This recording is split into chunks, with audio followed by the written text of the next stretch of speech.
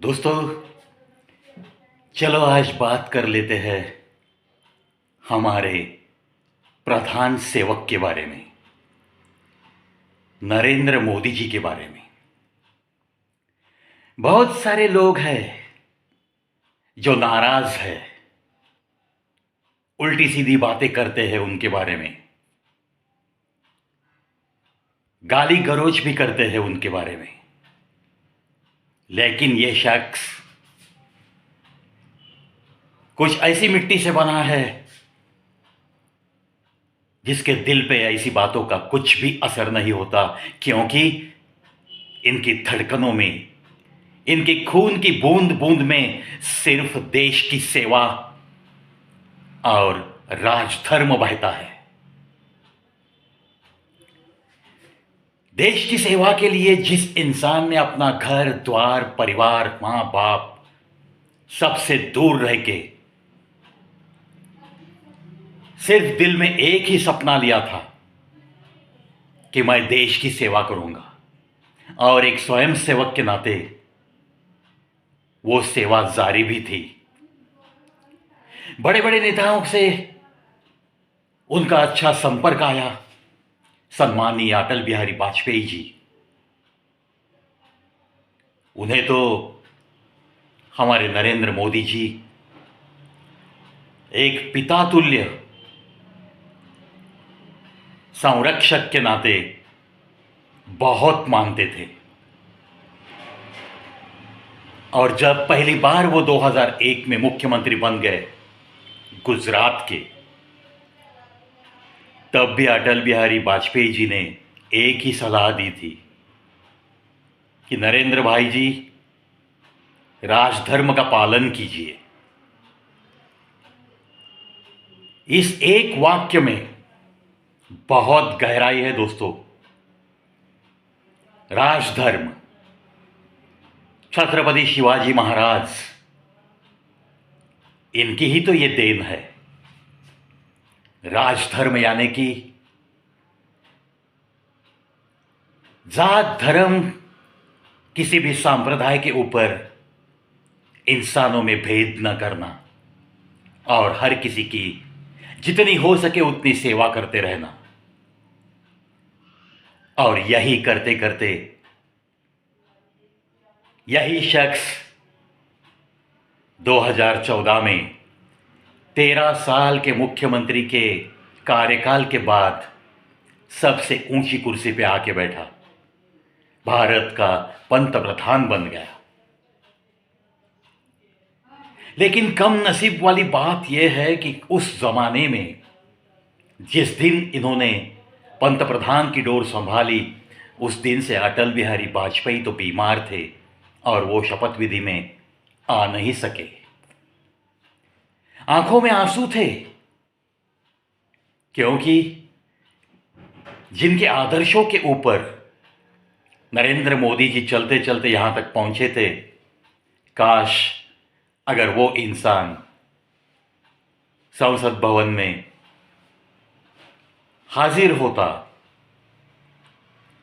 और उन्हें देखता पंतप्रधान इस कुर्सी की डोर संभालते हुए, तो कितना अच्छा होता। जायज सी बात है, ऐसे भाव दिल में आना बिल्कुल सही बात है ना दोस्तों।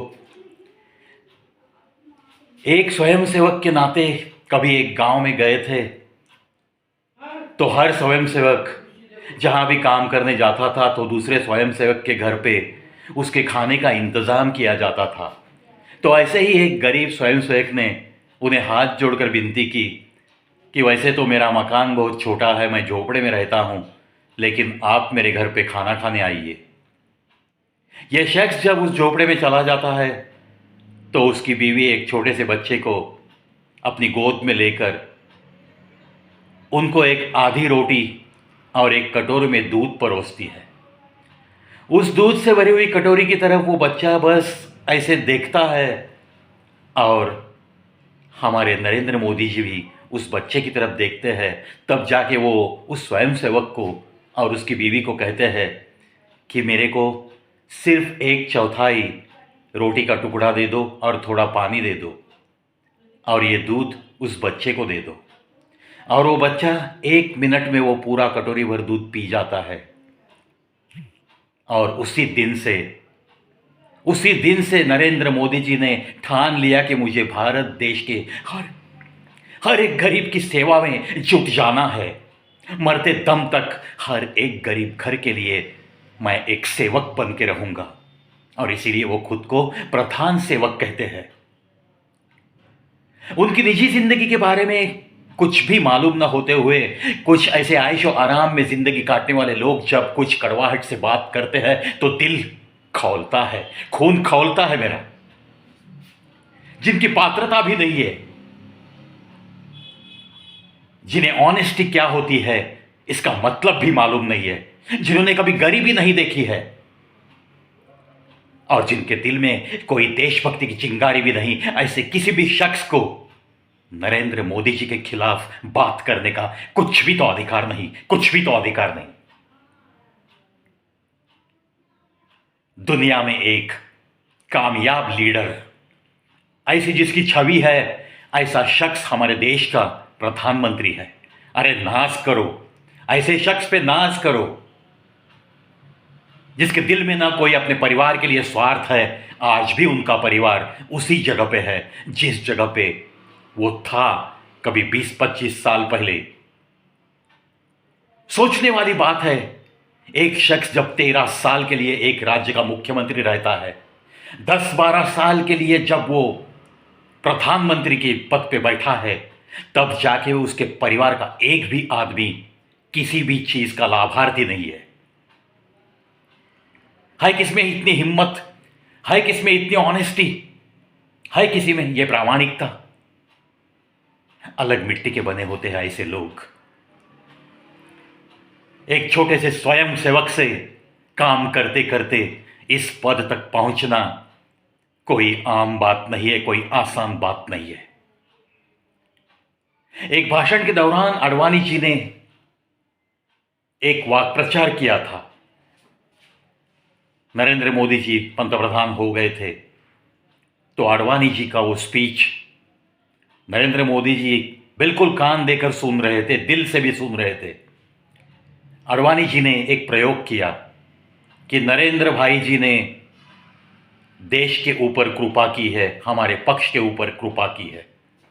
और जब यही शख्स अपना भाषण देने डायस तक पहुंचा तो उन्होंने इसका जिक्र किया और विनती की आडवाणी जी को कि ऐसा शब्द प्रयोग मत कीजिए,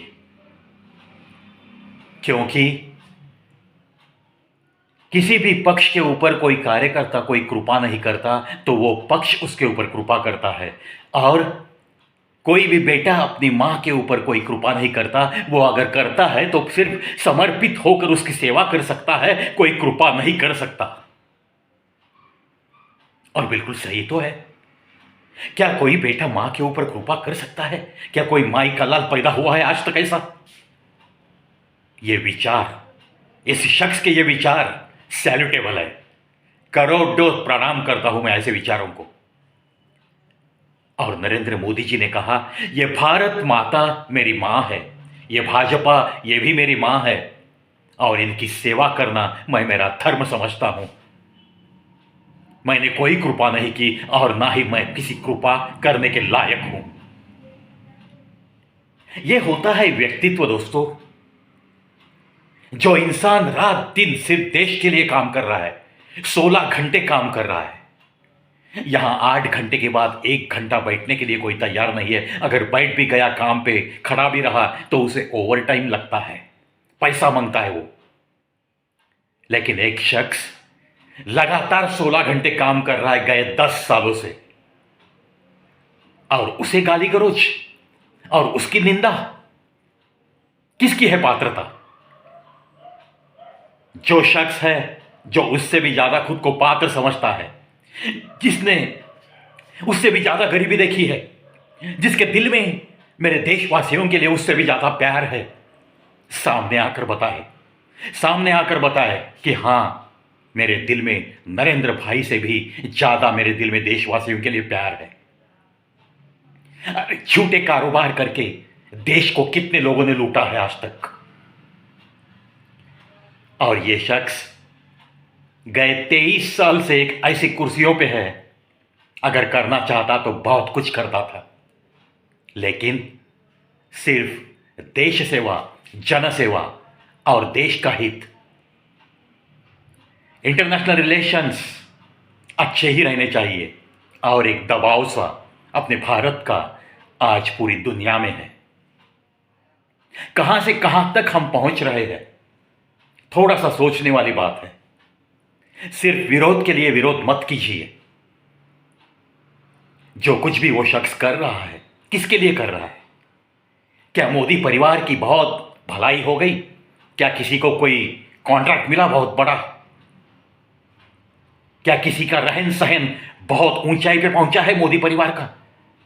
देखो, सोचो, थोड़ा सा समझने की कोशिश करो कि अगर कोई शख्स पूरी प्रामाणिकता से अगर कहीं काम करता है तो उसे नवाजना ही चाहिए। जहां पहले कभी किसी ने इतनी प्रामाणिकता से काम नहीं किया था, और अगर दूसरा शख्स वहां आके पूरी परिस्थितियां बदल देता है तो उस शख्स को सैल्यूट ही करना पड़ता है। उसकी प्रामाणिकता को हम लोग सब मिलके प्रणाम ही करेंगे। आशा करता हूं दोस्तों, जो कुछ भी काम हुआ है 10 सालों में, जो कुछ भी काम इस भाजपा ने किया है, इस शख्स ने किया है, इनकी इस पूरी कमेटी ने किया है, कैबिनेट ने किया है,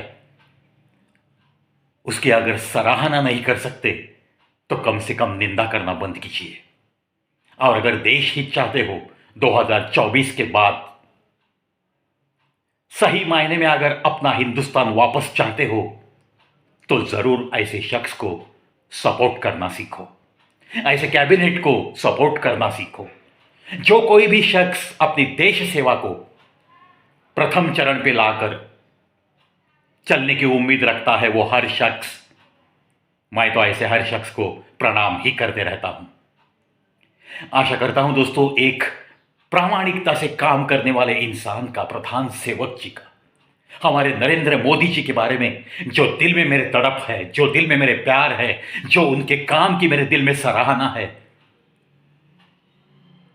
जो कभी उनका अतीत देखकर मेरी आंखें भर आती है, और जो आज इतना अच्छा काम करके भी लोग जब बुरा बोलते हैं उनके बारे में, तब भी जो मेरी आंख भर आती है, भर आती है आंखें, मेरी पलकें भीग जाती है कि इतने प्रामाणिक इंसान के लिए लोग इतने गंदे लफ्जों का इस्तेमाल कैसे कर सकते हैं। ये सोचकर मैं हैरान हो जाता हूं। और ऐसे ही उनकी अच्छी अच्छी बातें लोगों के दिलों तक पहुंचाने की ये कोशिश करते रहता हूं मैं। वैसे तो मैं तो कुछ भी नहीं, लेकिन जब राम सेतु में एक गिलहरी अपना योगदान दे सकती है, तो इस भारत देश के लिए 140 करोड़ की जनता में मैं एक छोटा सा इंसान, एक छोटा सा कलाकार क्यों नहीं मेरा योगदान दूं? ये सोचकर मैं या ऐसी कुछ बातें मेरे चैनल पे आपके दिलों तक पहुंचाते रहूंगा। जो सही है वो सही ही है, जो प्रामाणिक इंसान है उसकी प्रामाणिकता को सराहना ही चाहिए।